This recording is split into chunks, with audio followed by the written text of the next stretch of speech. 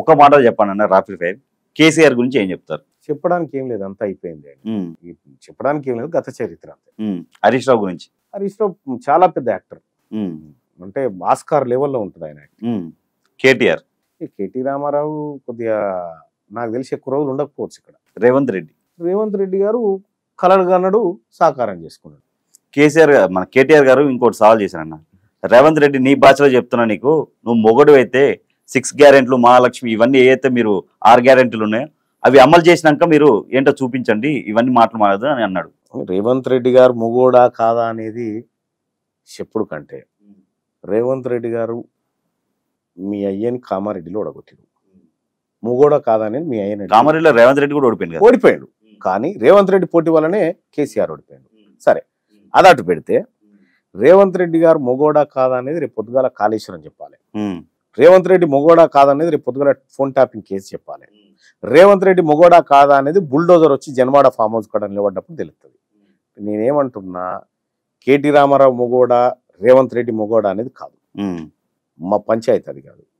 First of all మీ ఇద్దరు మొగోళ్ళలో కాదని మీ ఒక్క రూమ్లోకి పోయి చూసుకోరు, మాకు సంబంధం లేదు. ఓకే, కానీ అల్టిమేట్గా ప్రజల మైండ్ని డైవర్ట్ చేయడానికి పాలిటిక్స్, దుర్మార్గమైన పాలిటిక్స్ చేయకండి, అవి తప్పు. ప్రజలకు ఏది అవసరమో అది చేయాలి. ఫస్ట్ మీరు మొగోళ్ళ కాదనేది మాకు నేను ఎట్లా చూస్తా, నాకెట్లా తెలుస్తుంది? నీవు మున్సిపల్ అధికారులతో మీటింగ్ పెట్టి బుల్డోజర్లు పెట్టి నాలాలు సాఫ్ చేయండి అని చెప్పి నువ్వు చెప్పినావు, మొగోన్ లెక్క చెప్పినావు. ఇవాళ బుల్డోజర్లు వస్తే అడ్డుకోండి అని చెప్తా ఉన్నావు, మరి దీన్ని ఏమంటారు? మరి ఆయన చెప్పాలి కేటీ రామారావు. మీరు బీసీల గురించి మాట్లాడుతుంటే రెడ్డిలను కించపరిచేలా మాట్లాడారని చెప్పి రెడ్డి జాగృతి సంఘం మీ మీద కేసు కూడా పెట్టడం జరిగింది. మీరు బీసీల గురించి మాట్లాడితే రెడ్డిలకు ఏంటి ప్రాబ్లం అంటే వాళ్ళు భయపడుతున్నారా? విషయం ఏంటంటే వాళ్ళకి తెలియనటువంటి అంశం, నేను శత్రువుని యుద్ధానికే పిలుస్తుంటా. అవును, వచ్చినట్టే వచ్చి జారిపోయారు. మా వ్యూహం అర్థమైందో అర్థం కాలేదో, మేము యుద్ధానికి పిలుస్తున్నాం. అవును, వాళ్ళు వచ్చినట్టు వచ్చి జారిపోయారు. బీసీలు ఏమన్నా మీ ఇంట్లో సొమ్ము అడుగుతుర్రా? ఈ 70 ఏళ్ల సంది బీసీల సొమ్ము ఎవరు తింటుండ్రు? ఇదే కదా మేము అడుగుతుంది. మేము అడుగుతున్నది ఇదే. మీకేమి నొప్పి, మీకేం ఇబ్బంది? గుమ్మడికాయ దొంగ అంటే భుజాలు ఎందుకు తడుముకుంటారు? ఒక్కటి వెంకట్, 70 సంవత్సరాల నుంచి పరిపాలన బీసీలు అయితే చేయలే కదా, రెడ్డిలదే చేయలే కదా. మరి ఇప్పటికీ 70 సంవత్సరాల నుంచి మా రేషన్ కార్డుల సంఖ్య ఇంకా పెరిగింది, తెల్ల రేషన్ కార్డులు. మా హెల్త్ సెక్టర్ బాగుపడలే, మా ఎడ్యుకేషన్ సెక్టర్ బాగుపడలే. అంటే మీరు ఫెయిల్ అయినట్టే కదా. 70 ఏళ్ళ నుంచి పరిపాలన చేసి మాకు పరిపాలన చేత కాదని మీరు నిరూపించారు కదా. మేము చూసుకుంటాం ఎట్లా చేసుకోవాలి, మేము చూసుకుంటాం. అది మీకు పరిపాలన చేత కాదనేది స్పష్టంగా అర్థమైపోయింది. మీ పరిపాలన అంతా మీరు బతకడం కోసమే. ఇలా ఈడబ్ల్యూఎస్ కోటాలో ఈ టీచర్ పోస్టుల భర్తీలో మీరు చూడండి ఏం జరిగిందో, రేపటి గ్రూప్ 1లో చూడండి ఏం జరుగుతుందో. అన్ని ఉద్యోగాలలో జరిగేటువంటి దోపిడీ. రిజర్వేషన్లు ఎవరి కోసం తెచ్చారు వెంకట్? బాబాసాహెబ్ అంబేద్కర్ గారు ఎవరైతే పేద వర్గాలు ఉన్నారో ఆ పేద వర్గాలు పైకి రావడం కోసం పెట్టారు. రిజర్వేషన్లు మా కోసం పెట్టారని ఇప్పుడు వాళ్ళు వాడుకుంటారు కదా. 10%. తెలంగాణ రాష్ట్రంలో ఉన్నటువంటి ఓసీ కమ్యూనిటీ 6.69%. దాంట్లో డివిజన్ చేస్తే రెడ్లు ఉన్నది 10 లక్షల మంది, వెలమలు ఉన్నది 1,02,000 మంది. మొత్తం ఫేక్ సర్టిఫికేట్ల ద్వారా ఈడబ్ల్యూఎస్ కోటాలో సీట్లు పొంది ప్రభుత్వ ఉద్యోగాలు సాధిస్తుంటే వాళ్లకు 67 మార్కులు వచ్చినటువంటి ఎస్టీకి రాదు ఉద్యోగము, 50 మార్కులు వచ్చిన ఈడబ్ల్యూఎస్ కోటాలో మహిళకు వస్తుంది. రిజర్వేషన్ ఎవరి కోసం అమలు అవుతున్నట్టుడా? నష్టపోతుంది ఎవడు? పేదోడు. మరి ఇది ఫిక్స్ చేయకుండా బీసీలకు రిజర్వేషన్ ఇవ్వాలంటేనే మీరు పోయి కోర్టులో కేసేస్తారు. ఈడబ్ల్యూఎస్ కోటాలో మీకు రిజర్వేషన్లు అయితే కోర్టులు వెంటనే అమలు చేయండి ఆలస్యం చేయకూరంటారు.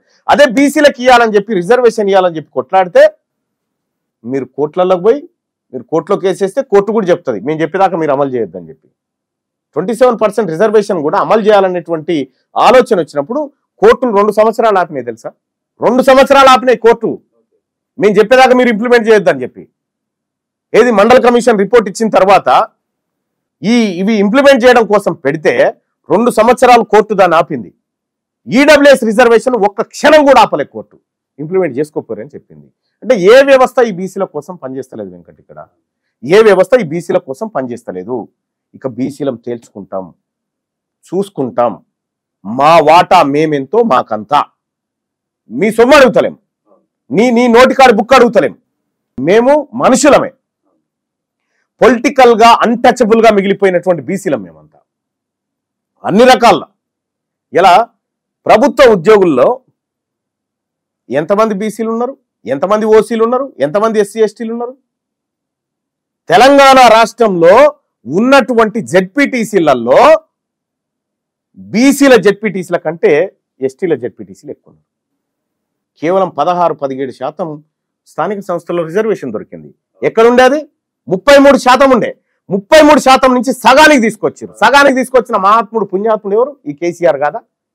అప్పుడు కేసీఆర్ సంఖలో పడి తిరుగుతున్నటువంటి నాయకుల పాపం కాదా ఇది? కాబట్టి నేనేమంటే మల్టిపుల్ దోపిడీ జరిగింది బీసీల పైన. దీన్ని ఎట్టి పరిస్థితిలో సహించం. ఖచ్చితంగా ప్రజా చైతన్యానికి మేము పూనుకున్నాం. ప్రజలను చైతన్యమయ్యారు. వాళ్ళ లెక్కలు చెప్తుంటే వాళ్ళు ఇబ్బంది అవుతుంది. వాళ్ళకు అమ్మో దాచిపెట్టాలి కదా, నువ్వు ఎట్లా బయట పెడతావు? ఇవి బయట పెడితే రేపు పొద్దుగాల మాకు ఓటు ఎవడేస్తాడంటే వేయరు, బరాబర్ వేయరు. అందుకే మీ మీద కేసులు పెడుతున్నారు. ఏగా కేసులకు తీన్మార్మలన్నా భయపడతారు. జైలుకి వెళ్ళి వచ్చినాడు. ఈ కేసులు అనేటి నథింగ్ నా జీవితంలో, అది పార్ట్ అంతే.